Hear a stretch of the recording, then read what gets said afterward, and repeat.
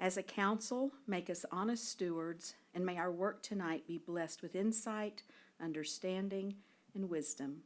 Help us to represent all members of our community and to conduct ourselves in a spirit of cooperation while deliberating matters that will impact our city today and in the future. Amen. Amen. So welcome to our December 17th, 2019 City Council meeting.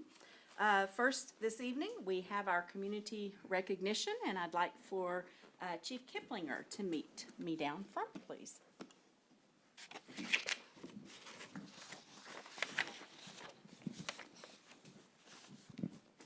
So tonight's, you just go ahead and hold that. Tonight's a very special meeting for your department, so why don't you tell us a little bit about what's going to happen here? So every day, our firefighters come to work and work really hard across our community. And from time to time, we have the opportunity to recognize firefighters who have gone above and beyond and who are being recognized for that by promotion.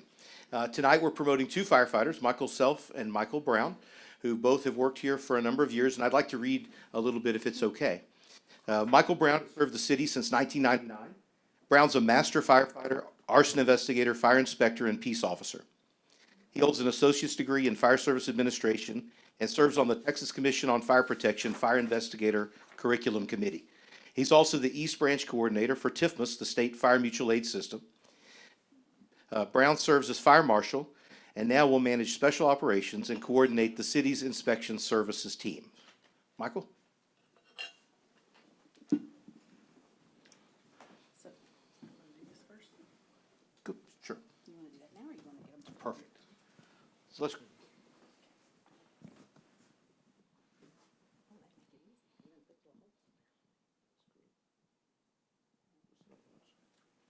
Yeah. I didn't pass it.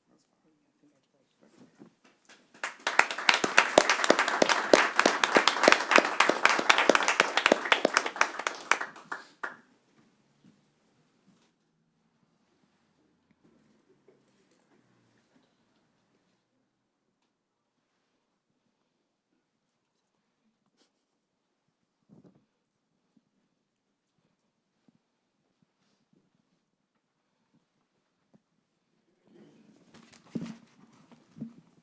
Thanks, sir. Congratulations. Thanks, Chief.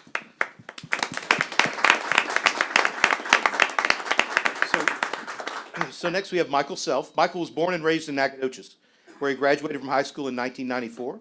He's a master firefighter, master instructor, a fire investigator, and a paramedic. He served with Nacogdoches Fire and Rescue since 2003, and he's been an administrative captain for the past 5 years, managing public education, fire prevention, and emergency medical services for the city. In addition to his current duties, Division Chief Self will be responsible for training, safety, health, and will now serve as the city's emergency management coordinator. Michael?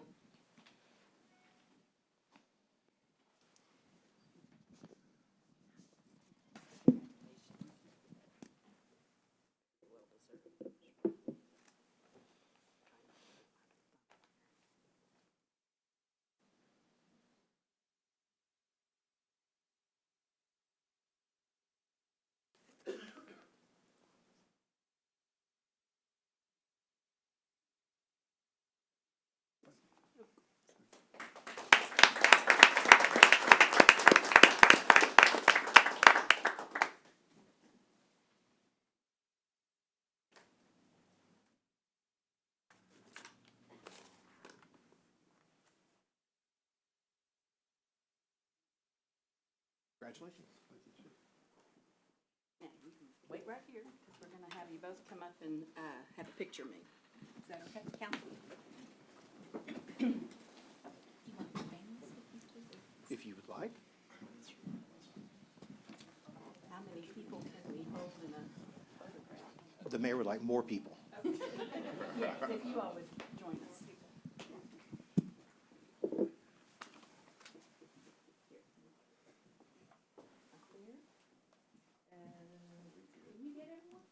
We're not important. Amy keeps Michael and Amy wants us to squeeze in.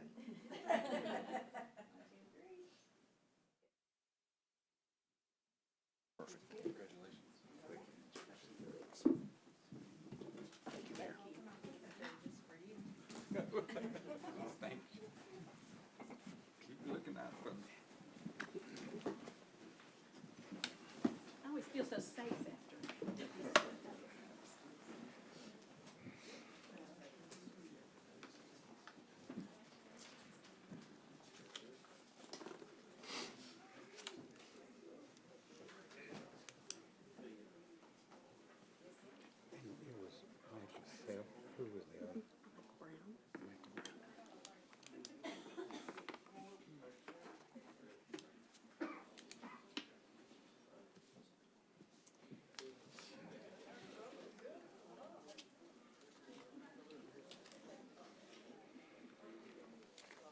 We are now going to move on to our agenda item number 3, open forum. The open forum is the public's opportunity to address council on any matter related to the city that is not on the agenda. Our rules and procedures for council meetings apply to the open forum.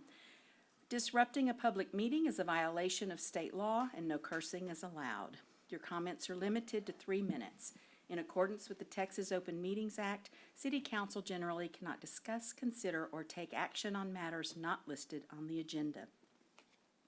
Mr. Moore?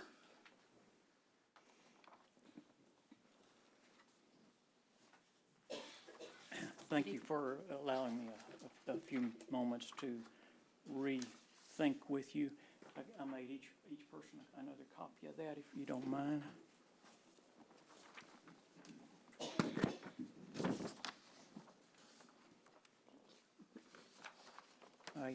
I live on Bostwick Street up off of Regay, and my concern is parking in Regay Street.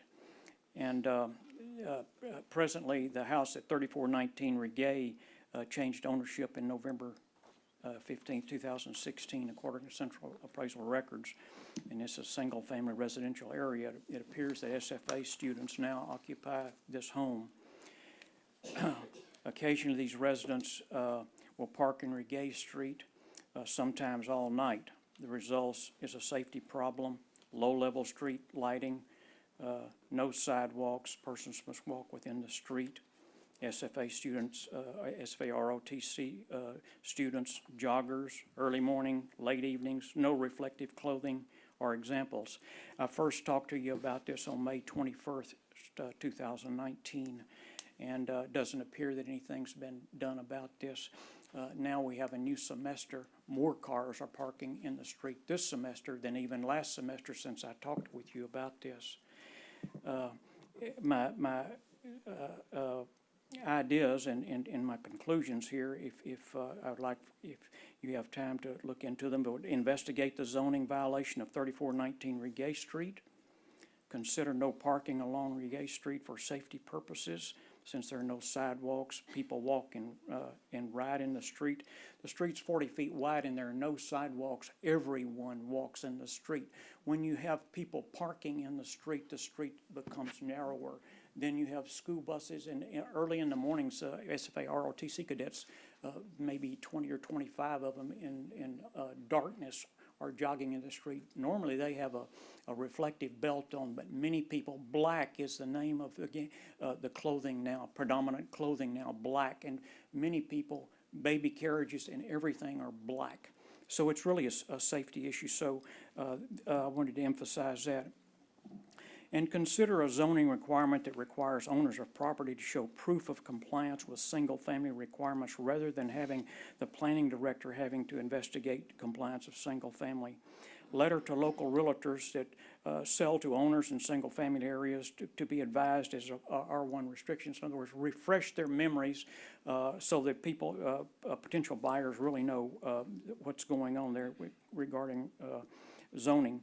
And then a timetable. I'd ask for a timetable for something to be done. But probably in the last 25 years, I've spoken to the city commission maybe at least 4 times about this issue. When I lived on Pearl Street for 23 years, that's been a problem there for many years. Continues to be. I've started out with Scott Ingalls, Aaron Culhavy, Larissa Pillpot, Leo Manley. This has been going on for at least 25 years in different areas of our community. I've always been told that the fact that R1 cannot be controlled.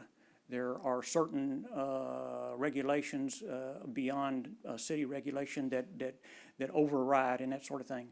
And so I don't know really how accurate all of that is, but that's what I've been up against for 25 years. But it makes me wonder what value the R1 zoning really is if it can't be enforced, you know. So anyhow, but my specific issue here is parking on Regay Street, and then the use of that home that apparently has multiple individuals living there, and it's really a safety issue, so I was hoping that we could maybe get something looked into about that. Okay, thank you, Mr. Moore. Yes, ma'am. We Thank will you. have someone Thank you. address this. Thank you. Agenda item number 4, items to be removed from consent agenda. If council wants to remove anything for discussion, questions, and if not, Chair will entertain a motion for approval.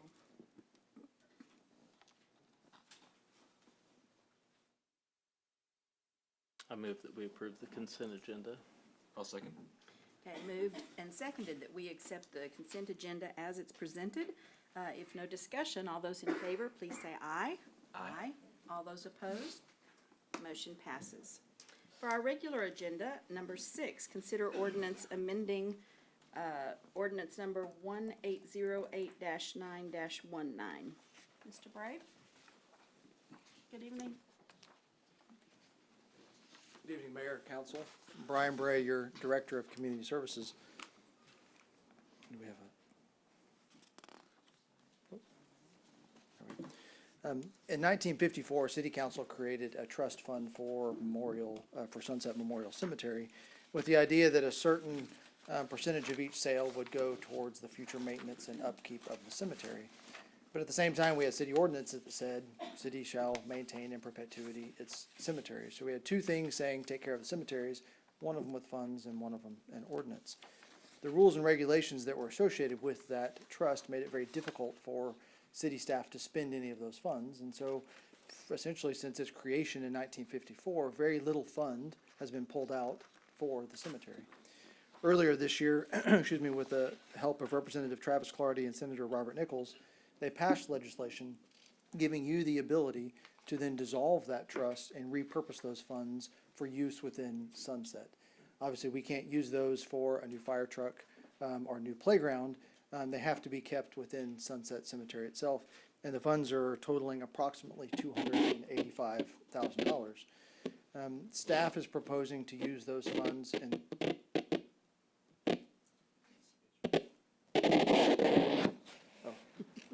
I thought it was me. Sorry about that. No, right. We're proposing to use those funds in 3 different areas. The majority of the fund being used for repaving. You know, Mayor, you've heard many presentations from city manager, city engineer about the cost of paving recently. There are lots of roads within Sunset, so we're proposing to fix those roads at an approximate cost of $225,000. Then the second item would be to create a new infant section. We have an infant section today with 1 to 2 years worth of burial space left. And if approved, this new infant section would give us an additional 40 years of burial space for infants. Then the third section would be a new security lighting. When the cemetery was originally built, it's kind of, if you look on your screen, right where it says Sunset, everything to the right of the screen was the original cemetery. And there's a large security light right there in the middle, which illuminates that front section. Over time, we've expanded to the west, which is to the left there of your screen. And our current section that we're selling is Section R, which is the farthest west. And then we are out to bid for a new section called Section S, and that'll be immediately adjacent to Section R. So with the remaining funds, we're proposing to spend approximately $23,000 to install a new security light, which will illuminate the whole back half of the cemetery. Especially this time of year, you know, people get off work and they go to visit a loved one. It gets dark before they get back to their car. And so in that back section, it makes it difficult for people to safely make their way back. And the reason I go to that long explanation is sometimes people think, why do you need security lighting in cemeteries? And it's for really this time of year. And also so the police department can see the back when they drive by. So Mayor, I'd be happy to answer any questions you have or council may have after public comment. Thank you. Is there anyone here that would like to comment on this agenda item?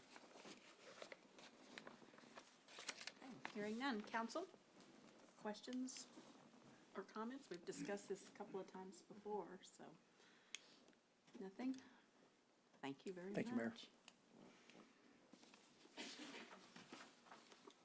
Okay, so we need a motion to approve the ordinance change. I'll make a motion, we pass agenda item number 6 to pass the ordinance change. Second. Moved and seconded that we approve agenda item number 6 as it's presented. If no further discussion, all those in favor, please say aye. those opposed? Motion passes. And number 7, receive annual presentation on historic sites. Good evening, Ms. Sal. How are you? Good evening. How are y'all? I always like this. Oh, well, good. That's always good to hear, rather than, oh, you again. That's always bad. Jessica Sal, Assistant Historic Sites Manager, here for our annual report for historic sites. I know most of y'all are very familiar with the Historic Sites Department. You come to the events, have seen the museums, are very involved. But a quick little overview. The Historic Sites Department manages 4 historic properties, the Stern-Huya House Museum and Library and the Durst-Taylor Historic House and Gardens, which are open Tuesday through Saturday from 10 to 4 for visitors.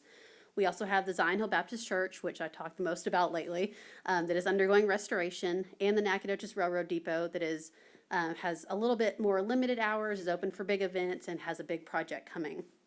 Our purpose in the Historic Sites Department is to preserve, protect, and promote these properties, the artifacts within them, and then to protect the sites themselves, and then tell everybody about them.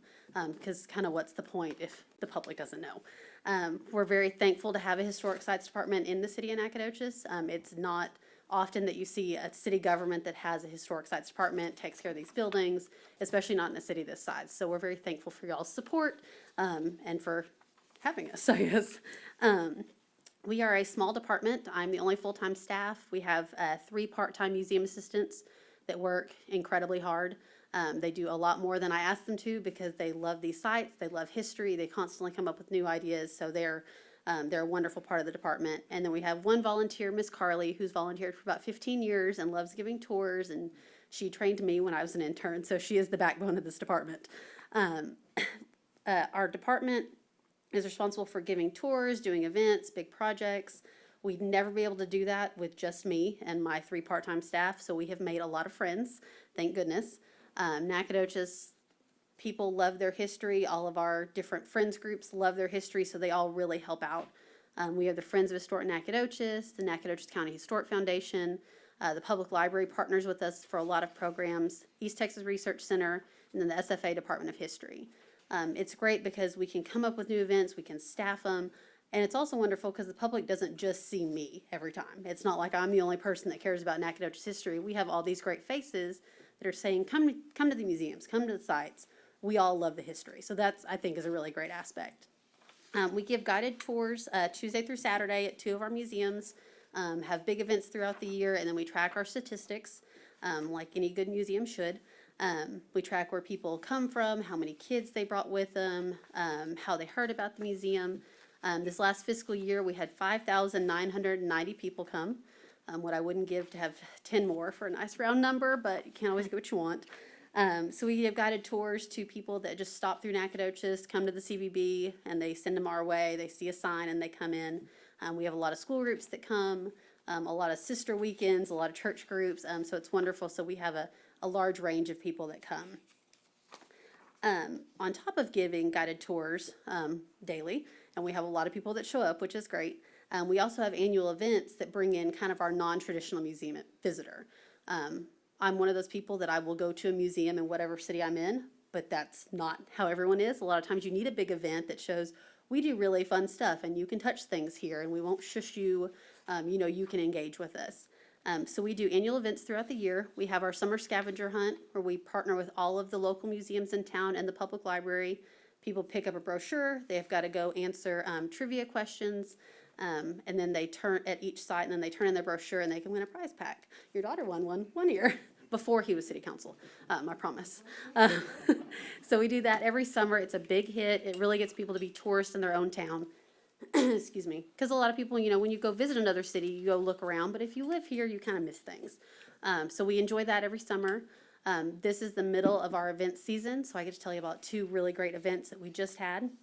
We had our very Victorian Christmas event, December 7th at the Stern-Huya Museum. We decked the halls and decorated the house all for Victorian Christmas, which means there is garland and greenery everywhere. The tree is huge. There's tinsel all over. It sticks to my clothes. It's everywhere, which is great. Visitors had cookies and hot chocolate on the front porch. They had guided tours of the museum. We told them about how a lot of our Christmas traditions we have today come from the Victorian era. So people really enjoyed that. And we did crafts and made Victorian ornaments for people to take home. We had 135 people in one day, and we were very tired at the end of the day, but it was wonderful. And also last weekend wrapped up the Loblolly Model Train Show. We have one volunteer, Mr. George Ellis, who is incredible.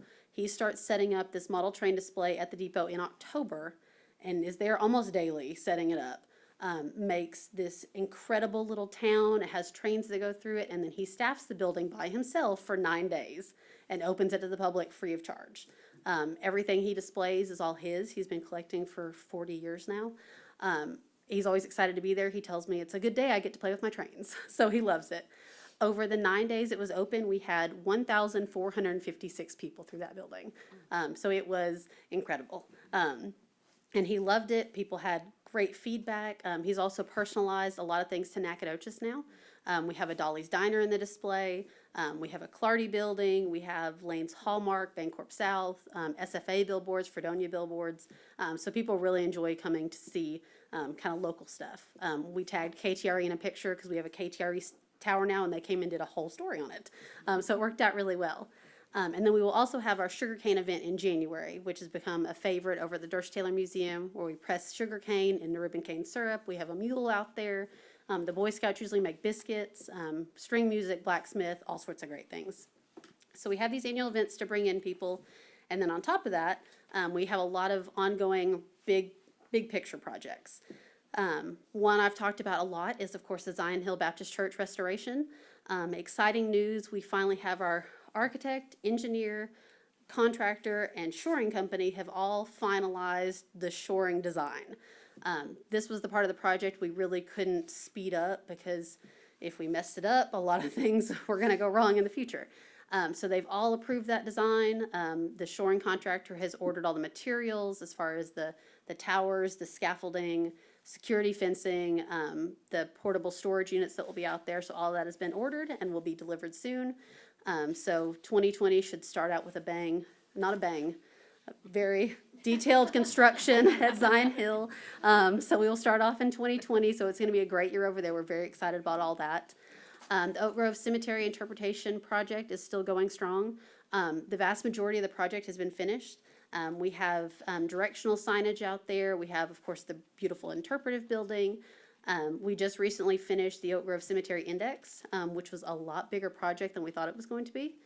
Because the cemetery department over the years has had 3 different record-keeping systems. Some are index cards, some are Excel sheets. There's old books from the early 1900s they'd write down burials in.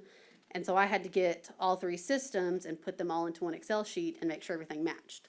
And of course, if John Smith's information matched in 2 of the records, but not the 3rd, our wonderful cemetery crew had to go out and walk the cemetery and find where John Smith was, and we had to correct all of it. So all of that has been combined in one Excel document. It was printed, hole punched, laminated, and is now out at the cemetery. So if you want to find John Smith, you go out there and look him up and use our directional signage, you can go find him. So that took a lot longer than expected, but it's done. It's wonderful. It's been getting a lot of use. Our cemetery crew tells me that almost every time they go out there, it's flipped to another page or there's someone out there using it, so we think it's going to be very helpful. The next portion of that is our interpretive signs that will talk about the history of the cemetery, some of the people buried there, headstones and what they mean and how to clean them and what's the green stuff growing on them, just to further inform the public that it is a burial spot, final resting place, but there's a lot you can learn in cemeteries. We're designing the last few, and those will be printed and installed in the next few months. And our last big project that's been taking up the majority of my time lately is our Nacogdoches Railroad Depot permanent exhibits. This project was started about 1.5 years ago when we got our exhibit company, Exhibit Concepts, on board. Since then, it's been a lot of research, finding photos, doing public outreach, making sure that our initial design of the exhibit is what the public was wanting. So we did several open houses, surveys to make sure that they weren't like, this is terrible, start over. Everyone really, really liked it. We got a lot of great feedback, a lot of great ideas from the public. And lately it's been doing edits on our text. Because I sent a ton of raw history to our exhibit writers and they made it into something readable for the masses, interesting. And so this will be an exhibit that's not just for trained people. It talks about the history of railroads, but also the history of transportation, how railroads changed Nacogdoches in a social way. All of a sudden we had theater troops coming through Nacogdoches, which was not a thing before railroads. So it won't just be for trained people, it'll be for everybody. That project, we are on our final round of text edits, which should be done, I'm hoping by Friday to get it back to them. And so then we should be fabricating the exhibit and installing by end of January, early February. Yes, we're very excited. So 2020 is going to be a very big year for historic sites. So that is what we have going on. I invite all of you to come to our events, come by for a tour. We're always happy to show you around, and I'm happy to answer any questions you might have. Is there anyone here that has a comment to make about the presentation? Okay, council, questions? Is all of the items in the train station, are those permanent now? The exhibit that we're working on, yes, those will be, we say permanent, they won't be there for 100 years, but this is our long-term exhibit. So we had a permanent exhibit installed at the Doris Taylor Museum in 2011 that is still there and in great shape, and so this will be similar, which is why we talk about the entire history of the railroad and not just a specific train or a specific event. No, I didn't know if some of those items rotate to another train station, you know. No, these are being specifically crafted for Nacogdoches to tell our story. There will be artifacts within it as far as uniforms and equipment, things like that, that we will change out just to make sure there's always something new. But this is being made specifically for us. Okay, thank you. Anything? Nope. Well, as always, you do a very good presentation. Please you. give our thanks to your staff and Absolutely. your volunteer, Carly, too. Absolutely, she's wonderful. I will do that. Thank you all so much. Thank you. Okay, we are going to move on to number 8, City Council Work Session. Our first discussion will be on infrastructure. And do we have anyone that would like to make a comment before we get started about infrastructure? Okay, hearing none. Mr. Jeffers? Madam Mayor, I think I'll stay right here and provide this very brief report because of my unexpected vacation. We're not ready to present on the infrastructure issue, but we promise Scouts Honor that we'll have it at the next meeting. Okay. Our second topic was the farmer's market. Is there anyone here that would like to make a comment about the farmer's market before we hear maybe a presentation on that?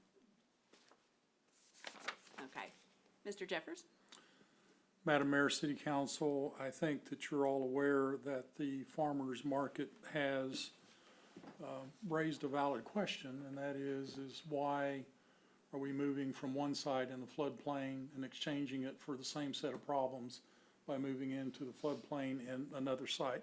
And there are some arguments as to why both sites have their strengths and weaknesses, but they don't think that a move to the proposed site is worth pursuing at this time. They're extremely grateful for the attention of the City Council, and we will continue to have dialogue with them. We'll look at the existing site, buildings across the street, to follow up on Councilmember Hinn's suggestion about having some type of health-related operation in one of those buildings. May not be feasible, but we'll go ahead and run that to the ground, and then we will encourage the farmers market to let us know what improvements they would like to see at the existing site, or is there another site that they think that has greater potential for the growth of the farmers market. Madam Mayor. Council. I know that Dr. Mahaffey works very closely with the people that are involved with the farmers market, and I would hope that if there is anything that they do feel that they need while they are where they are, which is a great experience, that we can try to answer any of those requests that they have while they are there. Any comments? Well, I read the note that they sent, and I agree with them totally. But they also mentioned growth, but I don't believe at the present location there's available space for growth, especially parking. I know across the street where Johnson Tire Company used to be, I think that was the name of the place. possibility of park in there and maybe one of those buildings that's been evacuated. But I agree with their concern. But I don't see a available space for growth where they are now. Are there vendors that would be accommodated if they needed more? I mean, I know that the parking is a separate issue, but I mean vendor space that would be accommodated were there to be more space available. Is that an issue that we're currently seeing? Had it been an issue to date, there is additional space available, and there is some very limited opportunity for some growth at that existing site. A little tricky anytime you're dealing with the floodplain, but it is a possibility. And we're gonna focus a little bit more attention on that. We may have misread that they were interested in moving, and kinda like if you pay too much attention to moving, then all of a sudden they don't wanna move. A little bit of that syndrome. I've experienced that with my darling children before. I went ahead and made them move anyway. But we'll work closely with them. Amy does a great job as a liaison from the city. I feel like unless we have some awakening, there's probably not going to be any more growth than this slow, linear progression. If people just wake up and all of a sudden want to be healthy and want to eat local, I don't know that'll happen, honestly. I think it's going to take something changing where we lower the threshold of requirement of effort that it takes to go get that food. And so I honestly think it probably requires the anchor tenant or something along those lines. That way it's not just the couple days. That way it's more widely available, a little bit lower threshold for your folks that work during the day or work on Saturdays. That way it's an option for them too. So I'd love to chase down those. I don't know if we had any success in reaching out to any of the health food vendors, the health food stores like the granaries. Not yet. Not yet. They're kinda hard to I understand. tie down. I've tried on my own and swung and missed. Is the initial concern been parking? There's always concerns with the type of parking that is available. Oh, yeah. We don't want to park too far away, and the closer you get, the more restrictive the parking is. But there may be parking issues 2 or 3 times a year that are noteworthy. I'm just wondering, if like certain time of the year, like the spring, they run out of vendor space, as Councilman Amelia was. You know, we'll address that issue with them and provide information, but my understanding is if you want to be in the farmer's market and you meet the minimum requirements, then you're going to be in the farmer's market. Yeah, I agree with Councilmember Hins. I think that, I mean, while the discussion, opening up the discussion of moving to a different place, does have to do with accommodating and providing for growth and making them comfortable. I do also think that there is value in expanding the entire concept and making it more widely available to a larger swath of people, which is maybe why the farmers market work session needs to change its focus to, instead of looking for a different site, I mean, it seems like we put what's the cart before the horse or whatever, instead of looking for a different site first, trying to focus on, like you said, maybe an anchor tenant, or trying to grow it and make it more widely available that way.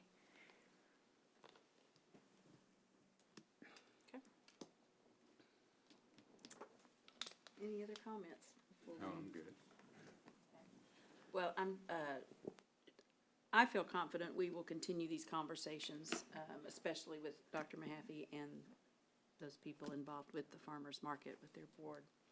So thank you all, and thank your staff for their work. Appreciate it very much. Number 9, consider city council work session topics for January, our January meeting. Is there anyone here that would like to say anything before we hear that presentation? Okay. Did you have any comments you wanted to make? No, just remember that Councilmember Anderson, we have the redevelopment issue, and the infrastructure issue will be there. Typically, we say 2, but it's not gonna be an issue to have another issue or two added to that discussion.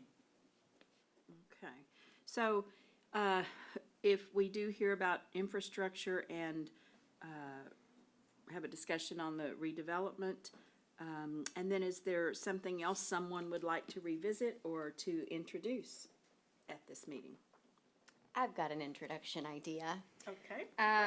I would like to discuss, if time allows, establishing and, the city establishing and staffing a community relations committee, and obviously there will be more details and discussion provided, at that work session, but the main idea is basically to help improve quality of life for Nacogdoches residents across the board, and to provide an opportunity for structured community engagement. Sounds like a great discussion. Any thoughts, any Love it. dissensions? Everybody's okay with Oh, doing that? absolutely. January?